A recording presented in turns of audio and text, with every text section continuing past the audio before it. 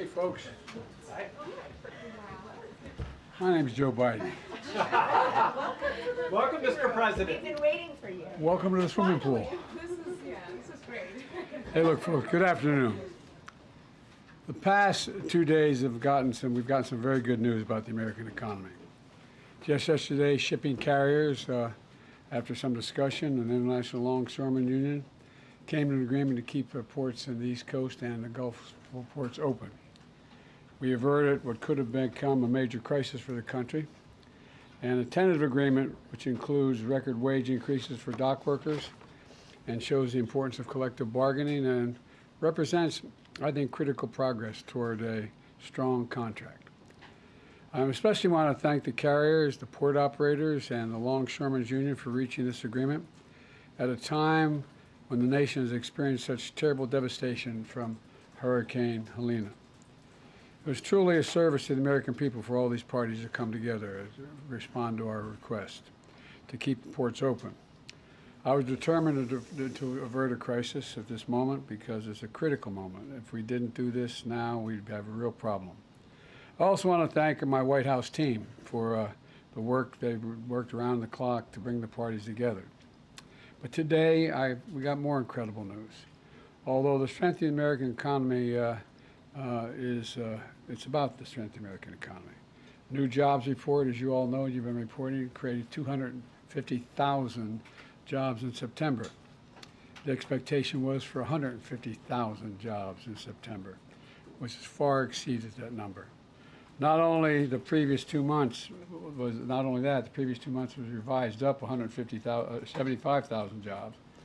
And from the very beginning, we were told time and again that the policies we were pursuing, we'd put forward weren't going to work, make things worse, including some of the other team are still saying they're going to make things worse. But we've proven them wrong. You know, we've told our we were told our American rescue plan was too big and it would crowd out private investment. We proved them wrong, vaccinated a nation and got immediate economic relief to people in need. When I came to office determined to end trickle-down economics and grow the economy from the middle out and the bottom up, I know you're tired of hearing me say that over and over again, but that was the policy, that it remains the policy. Because when you do that, everyone does well. When the middle class grows, the nation's stronger. And the nation's stronger when there's a strong union movement as well. We were told it wouldn't work, but I was also determined to do what was ignored for much too long. Presidents have been authorized since the 30s to be able to spend the money given by Congress to spend the money on hiring American workers and using American product where they were available. And that's what we did. We were told that was going to be a big problem. But all the money I was authorized to spend by the Congress has gone to hiring American workers and using American products. We were told it wasn't going to be, we were told that was going to be a big problem, but it's working. We're also told that our historic laws to invest in America and all Americans would crowd out private sector investment. Well, that was proven wrong too. We've attracted nearly $1 trillion since we've come to office in private sector investment from domestic and foreign companies investing in America, Not this stuff with shipping jobs overseas for cheaper labor and bringing back a product to America. We're building it here and sending it overseas. And look at the results. Across the board, unemployment is down to 4.1%. And every month that Vice President Harris and I have been in office, we've created jobs every single month. The nation has now created 16 million jobs since I've come to office, more jobs created in a single presidential term than any time in American history. Our GDP shows our economy grew at 10% under my administration. Unemployment reached the lowest level in 50 years. We're also told inflation couldn't come down without massive job losses or sending the economy into economic recession. Once again, outside experts were wrong. Inflation has come down. Wages have gone up faster than prices. Interest rates are down. Record 19 million new business applications have been filed for. The stock market continues to reach new heights. We've got more work to do, though. Keep getting prices down, like more affordable housing, extending what I've done for seniors and lowering prescription drug costs by letting Medicare negotiate the prices, make sure that's available to everyone. And by the way, what we've done so far, just when we brought down the prices for seniors under Medicare, it saved the taxpayers billions of dollars. Billions of dollars. Saved the taxpayers billions of dollars. That's important to note, because they don't have to pay the exorbitant and irrational prices that these companies are charging. The simple fact is we've gone from economy in crisis to literally having the strongest economy in the world. And but we've got more work to do. We've got more work to do to deal with the things I've just mentioned, and we're going to have to deal with unforeseen cost of what this hurricane is going to cost. It's going to cost a lot of money, and I'm going to probably have to ask the Congress before we leave for more money to deal with some of those problems. But that remains to be seen. I'll take a few questions before I turn it over to you. Pick out people. Okay. Yes, sir. Yes, sir. Go ahead, Josh. Thanks again for doing this, Mr. President. Two questions. The first, Florida Senator Marco Rubio described today's jobs report as having fake numbers. What do you make of that, and how worried are you that many Americans are hearing that the jobs numbers aren't real? Look, I'm going to be very careful here. If you notice, anything the MAGA Republicans don't like, they call fake. Anything. The job numbers are what the job numbers are. They're real. They're sincere. They're what we are. And by the way, just look at how the EU talks about us, how they like to have an economy like ours. Just talk about the rest of the world looks at us and what we're doing. So well, I don't want to get going. And then secondly, could you clarify some of your comments yesterday with regard to strikes on Iranian oil facilities? What did you mean by them, given some of the reactions we're seeing in the market? Well, look, the Israelis have not concluded what they're going to do in terms of a strike. That's under discussion. I think if I were in their shoes, I'd be thinking about other alternatives than striking oil fields. Good, Wisha. Thank you, Kareem. Thank you so much, Mr. President, for being here. This week, Senator Chris Murphy said it's certainly a possibility that the Israeli government is not going to sign any diplomatic agreement prior to the election, which is what you have been calling for so long, potentially to try to influence the result. Do you agree? Do you have any worries that Netanyahu may be trying to influence the election and that's why he has not agreed to a diplomatic solution? No administration has helped Israel more than I have. None. None. None. And I think Bibi should remember that. And whether he's trying to influence the election or not, I don't know, but I'm not counting on that. You've said many times recently that you want to speak to him, that you plan to. No, I didn't say plan to. I didn't say want to. You don't want to? No, I didn't say that. You're making it sound like I'm seeking and speaking. I'm assuming when they make the judgment of how they're going to respond, we will then have a discussion. Thank you. Thank you, Mr. President, for being here. What are you advising the Israelis to do in terms of their retaliation to Iran?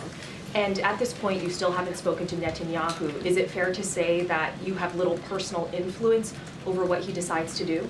No. Look, our teams are in contact 12 hours a day. They're constantly in contact. I've already had my presidential daily brief. We've already had interface between our military, the diplomats. It's in constant contact. They are trying to figure out, and it's the high holidays as well. They're not going to make a decision immediately, and so we're going to wait to see when they want to talk. But over the past few months, they've consistently defied your administration's own advice. So do you believe that the Israelis are going to listen to the advice you're giving them? What I know is the plan that I put together received the support of the UN Security Council, the vast majority of our allies around the world, as a way to bring this to an end.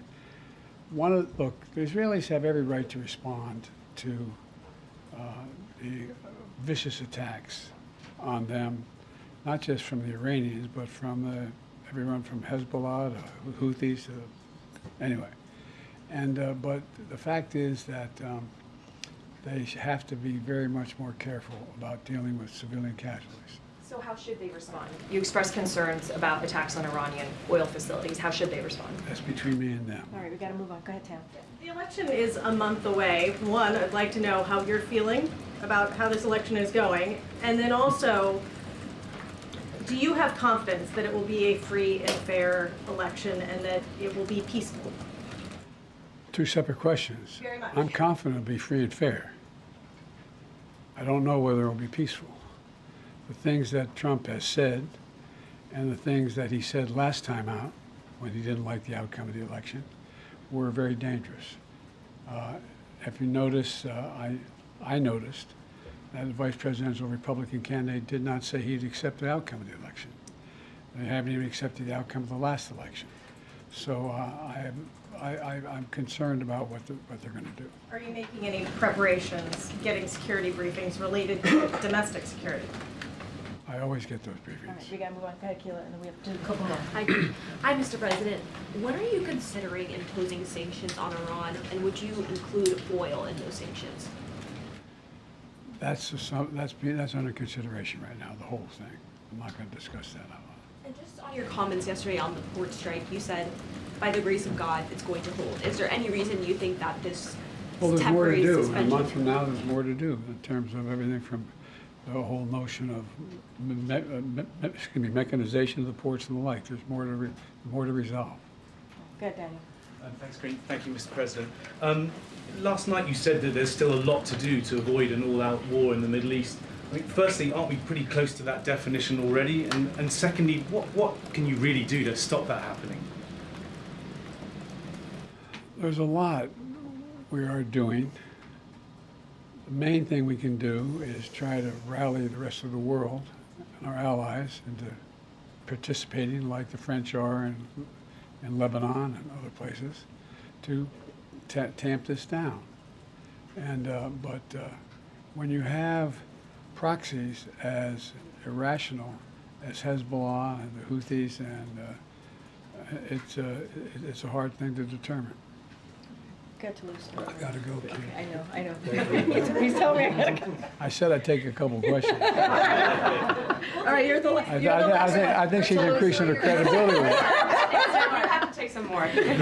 Toulouse, you're going to be the last one. Thank you, Mr. President. Thank you for spending some time here with us. There have obviously been a number of crises that the country has been facing over the past several days with the hurricane, with the port strike, with the situation in the Middle East. Can you talk about how your vice president, who is running for the presidency, has worked on these crises and what role she has played over the past several days?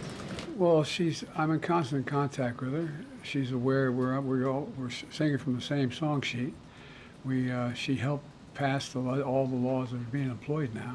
She was a major player in everything we've done, including passage of legislation which we were told we could never pass.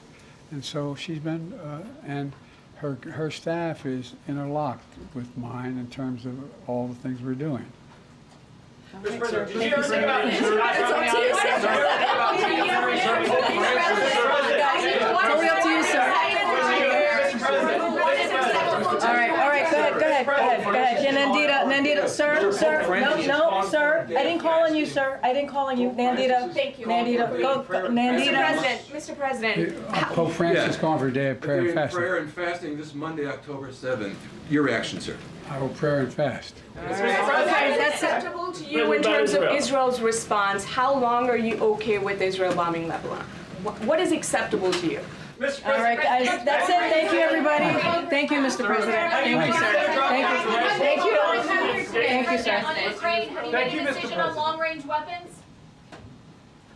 Do you want to reconsider dropping out of the race? I'm back in.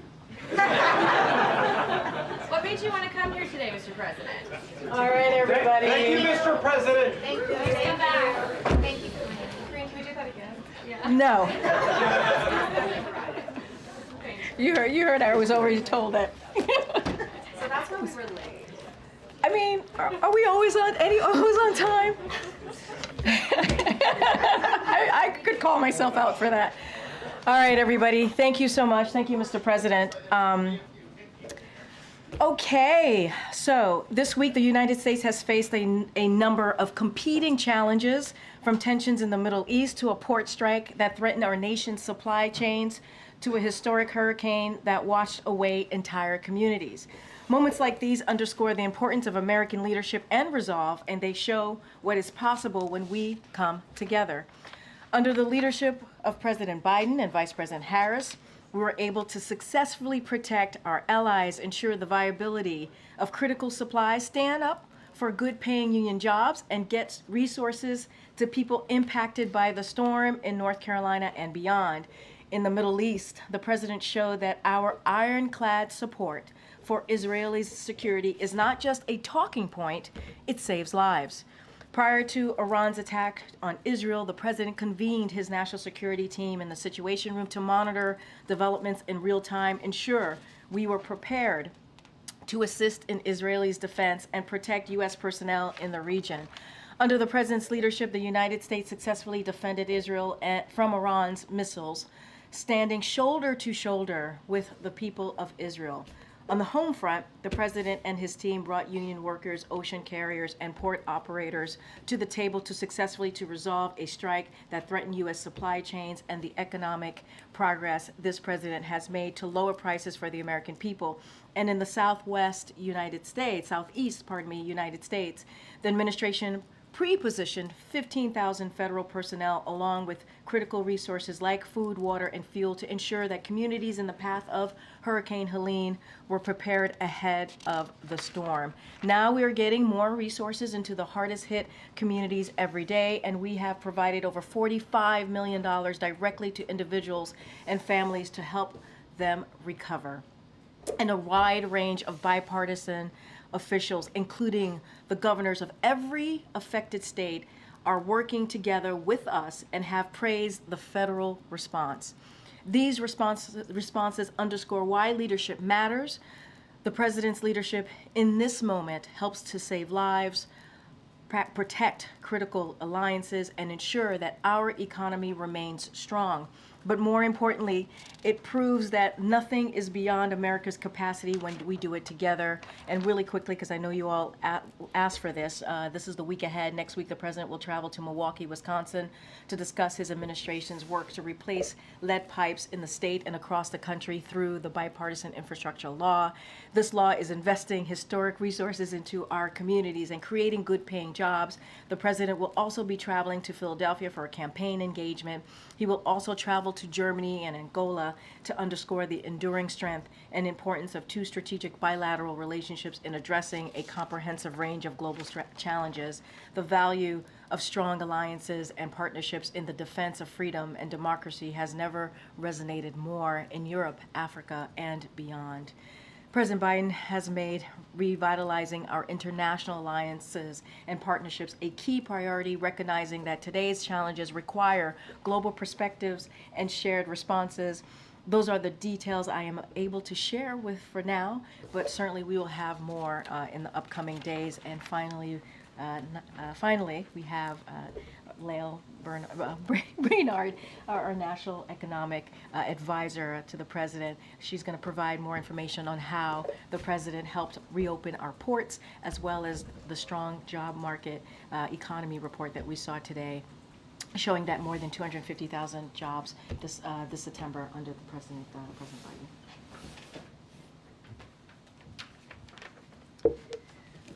Well, thanks, Corinne, and it's good to see everybody today. It is a good day for American workers and families. We saw more than 250,000 new jobs created in the month of September. We saw unemployment back down to 4.1% at a time when inflation is back down to pre-pandemic levels. The East Coast and Gulf ports are opening back up, and dock workers are getting back to work on the basis of a strong tentative agreement on wages and a contract extension between the International Longshoremen's Association and the United States Maritime Alliance. Just a week ago, the negotiation had totally stalled out. The union and employers had not spoken to each other for months. The last time a wage offer had been put on the table was in the middle of 2023. The president and the vice president directed us to get the parties back to the table to reach a good deal. We worked around the clock to help them find common ground. And the president was clear throughout that process on three things. We needed to get the union and the employers back to the table on the basis of a strong progress on wages, so nothing would get in the way of hurricane recovery.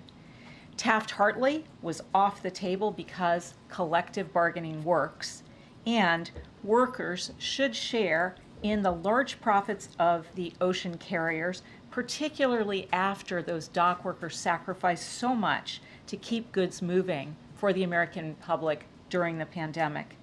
And as a result of the hard work that I undertook along with Secretary Buttigieg, Secretary Sue, a number of people in the White House, we are seeing dock workers get a fair share of the industry's record returns.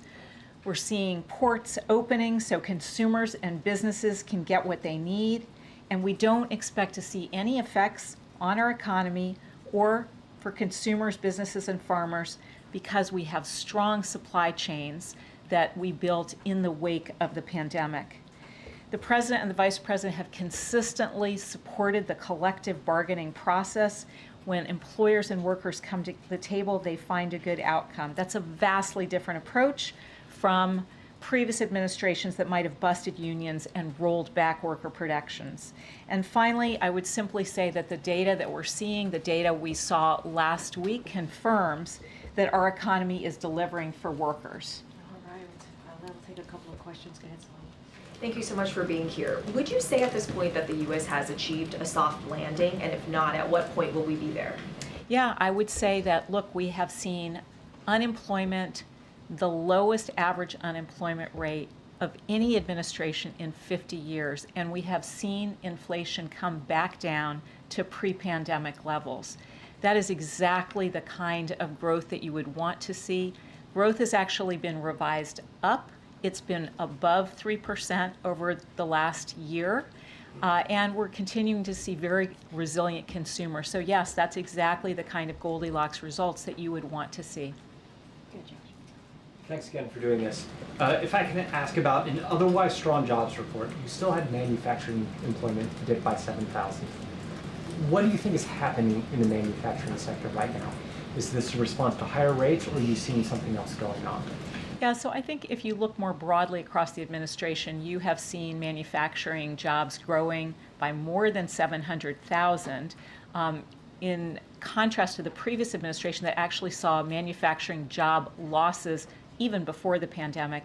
And I think the right way to think about this, because we have so much new investment dollars from the Investing in America agenda, the right way to think about it is to look at construction and manufacturing jobs together. And there what we've seen is continued growth. That construction workforce is hard at work with factory construction that is multiples of the previous administrations. That construction of factories is going to turn into the manufacturing jobs of the future. So we see that investment in today's economy, whether it be in chip manufacturing or clean energy, that's going to result in tomorrow's manufacturing jobs. Thank you, Corinne. Just after the last Fed rate cut, do you think the administration has won its fight against inflation?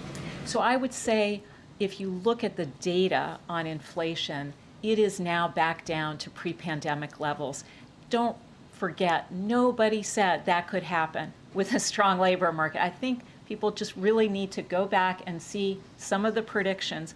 Nobody thought we could have the strongest recovery in our peer economies, strongest on jobs, strongest on growth, and get inflation down as fast as we did. And so that just shows that the president's investments and the focus on supply chains has really worked. And just to follow up on the consumer confidence numbers, I mean, there was an upward revision in August, but now it's down in September. I'm just sort of wondering if you can comment on that. Yeah, so I think the most recent Michigan sentiment numbers actually are showing strength. And, if you look at what consumers are talking about, they're talking about good jobs, good job opportunities, and we've seen a lot of people moving into new sectors with better wages.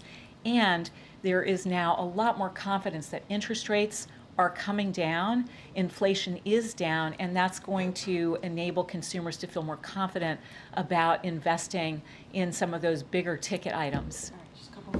Thank you.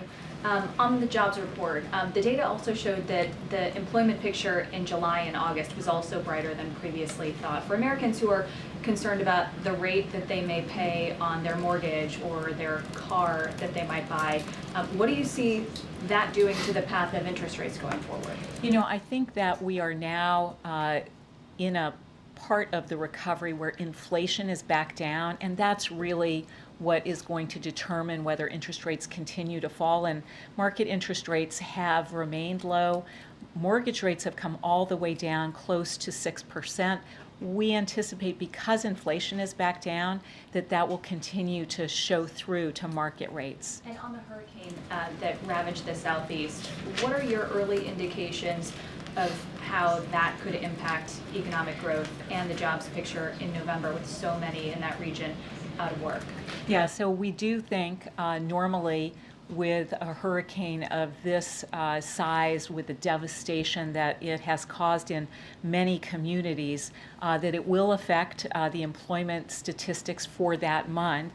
But what we know is that generally you see the economy overall bouncing back very quickly, and the growth numbers really becoming sort of strong pretty rapidly because of all that rebuilding activity that we are committed to. That was my on interest rates, yeah. How concerned are you right now about the instability in the Middle East and its impact on oil prices? Yeah, so it is something that we track very closely. Obviously, prices at the pump right now, $3.18 on average. Not that I track it closely, but that is today's number, and below $3 in many states. We believe that global markets are well supplied, and continue to expect that in the U.S. we'll continue to see those low gas prices. And of course, we have really effective ways of addressing some of those geostrategic volatility. We've used it in the past. We have the capacity to use it again. So right now, markets are very well supplied, and we anticipate them to remain so. All right, last question. Oh, Jared? I'll come in. No, I can go to Garen, too. A federal judge in Missouri issued an injunction blocking the president's student loan program hours after a judge in Georgia allowed it to advance. What is the White House's message to this dizzying legal battle, and that was lifted up as an economic policy, particularly closing the racial wealth gap? And what is your message to Black and Brown Americans who are really relying on this relief? Yeah, so student loan debt relief is so important for so many young people who are trying to build wealth, particularly for people who are first generation, to be able to invest in small businesses, to invest in starting a family, to invest in a house for the first time. So we are going to continue to work to deliver that debt relief to so many students who deserve it. I do want to say that we have 5 million Americans who have already received debt relief, and you can go on TikTok and other social media platforms and see their testimonials, what a difference it makes in their lives. And that is why the President, Vice President, going to continue working so hard to deliver. Thank you so Thank much, you. Leo. Thank you. Thank you so much. Can you address I food appreciate it. insecurity? The Thank numbers you. are rising according to the USDA. Food insecurity numbers? Maybe Corinne, if you could, No, not right now. Food insecurity? I'm not talking to you, sir. Okay. I'm just not. It'd be nice if you would be less disrespectful in the room. All right, just asking questions. Inappropriately. Okay, go ahead, Josh. I don't know if maybe you guys are done with me. Maybe I can walk out. You guys got all the best.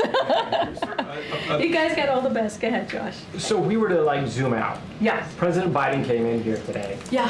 He's going to be with Pennsylvania Senator Bob Casey this week. Then he goes to Germany and Angola. He said he's singing from the same song sheet as Vice President Kamala Harris on the campaign. How does he see his public role in the next few weeks as we get closer to the election. What's he trying to achieve, and how's he thinking about it? I think he's doing his job as president, right? I think that's the most important thing. I mean, I started off at the top, at least at this part of the program, where I said that we've had 3 major events happen this week. And what did the president do? What did the vice president do? They worked shoulder and shoulder to deal with these major events. Now we see a deal with the port, a negotiated deal with the ports. Obviously, that collective bargaining is extended until January 15th, which is incredibly important, especially in the midst of a hurricane that we saw, this historic hurricane that we just saw, Hurricane Helene. We see what's happening in the Middle East. The president and the vice president continue to have diplomatic conversations, if you will, to de-escalate, to deal with what we're seeing in the region, and the hurricane. You saw the vice president in Georgia, the president in North Carolina, South Carolina, Georgia himself, and also in Florida, pardon me. And so I think what you're going to see is him continuing to do his job, working closely with the vice president. Look, before Hurricane Helene, President Biden was planning to campaign this week. And you heard me say he's going to go to Pennsylvania. He's going to go to Wisconsin next week. And so we have, you all have covered how much of a whirlwind week this has been. And so the president is going to be president. He's going to be commander in chief. And obviously he's going to be supporting his vice president. I can't speak specifically about the campaign because we do respect the Hatch Act here, at least for myself as a federal employee and many of us here. And so, look, he's going to continue to do the work that he's doing. We saw strong jobs numbers. That's one of the reasons he came out. He came out because he wanted to talk about that. He wanted to talk about what we have seen this week. And so look, we're going to continue to doing the work, and I think that's what the American people want to see. Good, Celine. Thanks, Corinne. So, former President Donald Trump threatened to revoke the legal status of Haitian migrants. What is the president's reaction to that? This is something that the former president had tried to do during his own administration.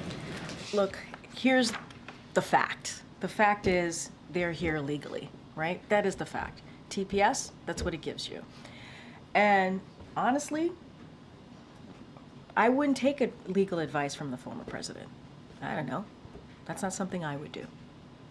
Okay. How concerned is the administration about the economic impact of Hurricane Helene? Look, as you can see, we have been working around the clock. The president directed his team very early on to work around the clock to make sure that the states that were affected, the states that he's visited and the vice president has visited over the past couple of days, got everything that they need. And we did that by pre-positioning some of the personnel, about 1,500 federal personnel, to do that. What we are doing, we're going to make sure, obviously we're going to always monitor any of the economic impact, but we're going to continue to make sure that we are focused on life-saving and life-sustaining efforts. That's the focus that we're going to have here, and we're going to continue to monitor, but obviously reacting and providing the needs of the states right now, of citizens who are living in those states, is probably the most key and most important.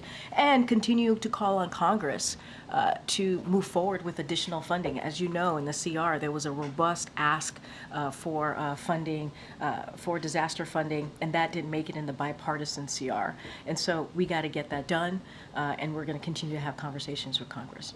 I tried asking the Indeed, I called on you like 3 times today. I know some folks in the back are just going to be like, yeah. So. I hear you, Kimberly. I hear you. What is acceptable to the U.S. in terms of Israel's response, right? How long is the U.S. comfortable with Israel bombing Lebanon? I know you guys are going to ask this question every which way, and I totally understand that. We are having conversations, discussions. We're in contact with the Israelis on what's next. We have been very clear there will be consequences. You saw the joint statement, the G7. There's going to be consequences. There's going to be sanctions. And I'm not going to preview those sanctions from here. But we have always said Israel has the right to defend itself. And you saw just on Tuesday night, and not just Tuesday night in April, how much we are prepared to defend and protect Israel, because that is our ironclad commitment. I'm not going to get into diplomatic conversations in the public here. And there was a report that quotes U.S. officials saying the White House wants to take advantage of the massive blow to Hezbollah's leadership and infrastructure to push for a new Lebanese president in the coming days. Can you comment on that? I'm not going to comment on that. I'm not going to comment on sources or reporting out there. That is not something that I'm going to speak to, sourcing that I can't even verify from here. Go ahead. Thank you. On the port strike, reaching a tentative agreement, the White House and several officials were involved in the 90-day extension of those talks. I'm wondering what the significance of that timeline is and whether the election being 5 weeks away played any role in it. Look, this is about the right thing to do for workers. Many of those workers put their lives at risk during the pandemic. We have always said collective bargaining works. We believe it works. And we have seen parties reach a fair agreement when they come to the table and in good faith and do that collective bargaining. This is what's important. It was important to this president to get this done. This is not about an election. This is about what is the right thing to do for the American people. This is the right thing to do for workers, again, who deserve higher wages, who deserve benefits. And so the president is proud to have been able to do that. His team, obviously with his team, he directed his team to do this. And so now collective bargaining is going to continue, and we'll see where we are in the next couple of months. But this is not about politics for this president. And you have seen that in the last 3.5 years when we've been in these types of situations where there was negotiation, and we have been very, very clear, collective bargaining and supporting workers.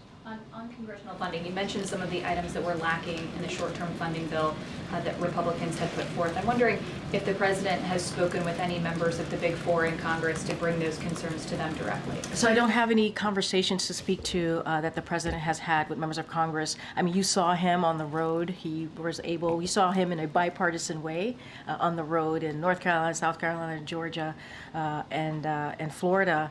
And you saw him with Republican congressional members and governors and Republican and Democratic congressional members and also governors. And you saw that bipartisanship. I'm certainly not going to get into any private conversations that they have had, but we will continue to speak to congressional leadership and members about getting that extra funding. It is important. They need to act. They need to act.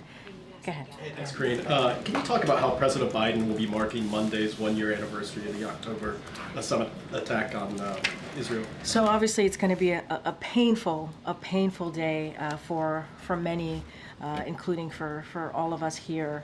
And so we will have more to share on how we will be commemorating that devastating day that we saw a year ago. Don't have anything to share at this time. And secondly, this was President Biden's first time, correct, to the press briefing room since he's. Why and you're not? welcome. You're welcome. I know this. I know where this question is going to go. It's going to be great. It's going to be great. For a question, but that's all right. But real quick, why not? Why didn't he come in the 3.5 years before? Why? I mean, he came today, and you got to see him, and you were here. He had the opportunity. Oh man. Yeah. Come on, come on. He was here. He took your questions, and he is every Friday. Friday with the POTUS. Friday with the POTUS. No, you guys got to bring the ice cream. You guys got to bring the ice cream. Okay, I'm going to do a couple more. Go ahead. I haven't called on you. Go ahead. Thank you, Kevin. I want to go back to Haitians and the TPS, but first, it's another week of misery in Haiti. There was this report from the World Food Program describing acute hunger. What more can the U.S. do to improve the situation in Haiti? And if there's no improvement, is it conceivable that the TPS for Haitians will never be lifted? So look, on your last question, I'll do that first. The last part of your question, I'll do that first. I can't predetermine what TPS status is going to be. It's not something that I can do from here. Obviously, as you know, that is a decision with DHS and the State Department. They decide the TPS and the best way to move forward. So I'm not going to get into hypothetical about that. But as it relates to Haiti more broadly and to the question of instability and what's happening, look, despite the instability that continues, the recent deployment, as you know, of MSS mission is a unique opportunity to build a foundation of security and bring hope to Haitians that deserve to live their lives free of violence. And so to that end, the United States has delivered well over $300 million to support the MSS mission while urging the international community to support that mission as well. The United States will continue to hold those undermining Haiti's institutions and committing serious human rights abuses accountable. That is our commitment. We are committed to doing our part both to address immediate security needs and invest in Haiti's long-term successes. We stand with the people of Haiti and will continue supporting their aspirations of more security, certainly democratic and prosperous future. That is our commitment, and we'll continue to support the mission. Go ahead, Michael. Thanks, Karine. It seems as if the president's spoken with pretty much every governor in the affected... He has, that was affected in the region. But has he spoken with Governor DeSantis of Florida? Touche, good point.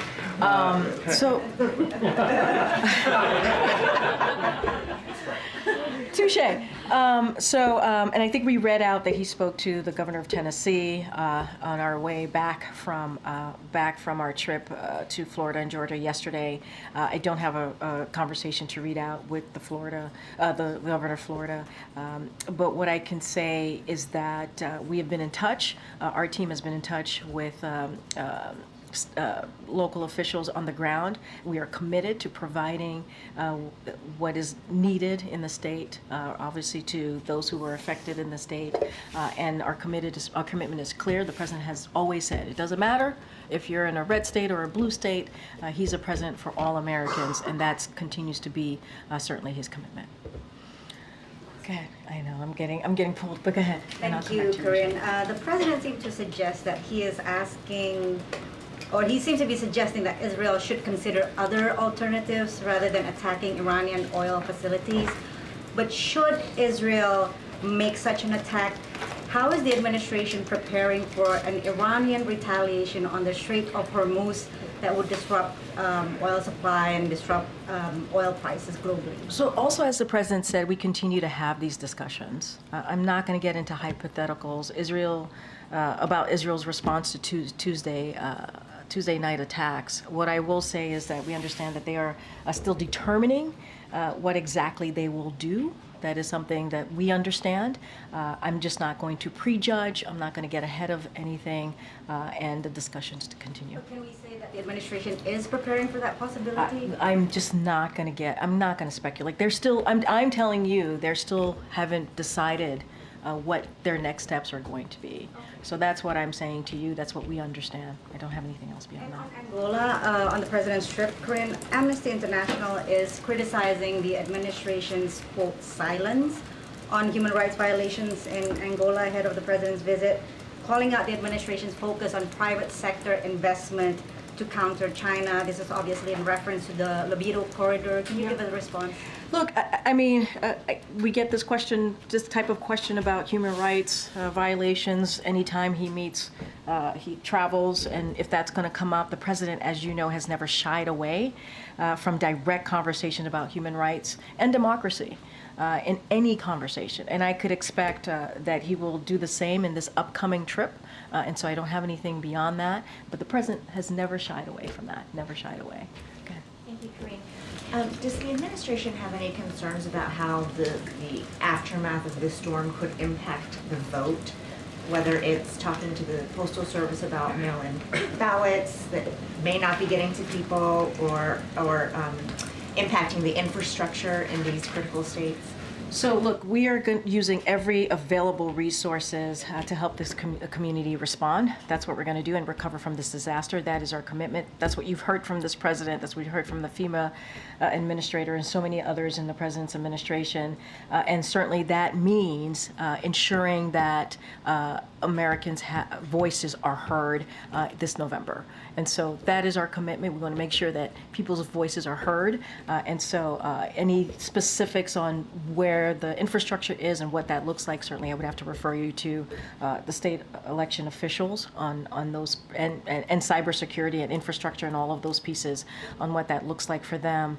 But the state's voice concerns to the administration? I cannot speak to that. I have not heard of that. But look, our commitment, again, is to make sure that the resources available so that community can respond to recovery and also get back on their feet and deal with this disaster. We want to make sure that Americans' voices are heard this November. That is important, and so, but certainly that is something that state elected officials can speak to more directly. But we're going to try and make sure they get back on the feet. I know I haven't called on you yet. Thank you. Former President Trump is accusing the Biden administration of using FEMA funding to support undocumented migrants. How is the White House responding to that? I mean, it's just categorically false. It is not true. It is a false statement. And look, the fact of the matter is, I think Washington Post fact checker did a piece, and the headline recently, just moments ago, not too long ago, and the headline was, "No, Biden did not take FEMA relief money to use on migrants, but Trump did." I'll leave it there. Secretary Mayorkas had said earlier this week that he was concerned that FEMA didn't have enough funding until the end for the rest of the hurricane season. Now that President Biden has seen the damage firsthand in the Carolinas, Florida, Georgia, heard him say at the podium he may have to call Congress back from recess. What exactly is he waiting for to be able to make that call? Look, here's the thing. We put forth a pretty substantial, robust, I mentioned this moments ago, to be part of the CR. We were disappointed that it was not part of the CR. And if congressional Republicans were serious, if they were really truly serious about doing something for the communities that was impacted by Hurricane Helene, they would join us in calling for additional funding. This is what we've been doing. And so if they're serious, they would get to work and get that done, just like with the border. If they were serious about the border, they wouldn't vote against their own bipartisan proposal that they worked with us on. They're against it now. They weren't. They would move it forward. It would actually start fixing the broken system that we're seeing right now. And, you know, they can, if they really want to help us in dealing with what we're seeing, whether it's at the border or getting more funding for disaster monies that's going to be needed to get into the communities, they should be serious. Congressional Republicans need to get serious here, and they're just not. Just a quick question on the port strike suspension. Is the White House going to continue to be in touch with ILA and sort of support those negotiations as they continue? I think, look, there's congressional collective bargaining continues. I think that's really important. That's what we're seeing, and that's what we want to continue to see. And so we will be in touch as necessary. But I think what's important is they came up with an agreement. That's because of this president's leadership, and the way to get this done is continuing that collective bargaining, and we believe that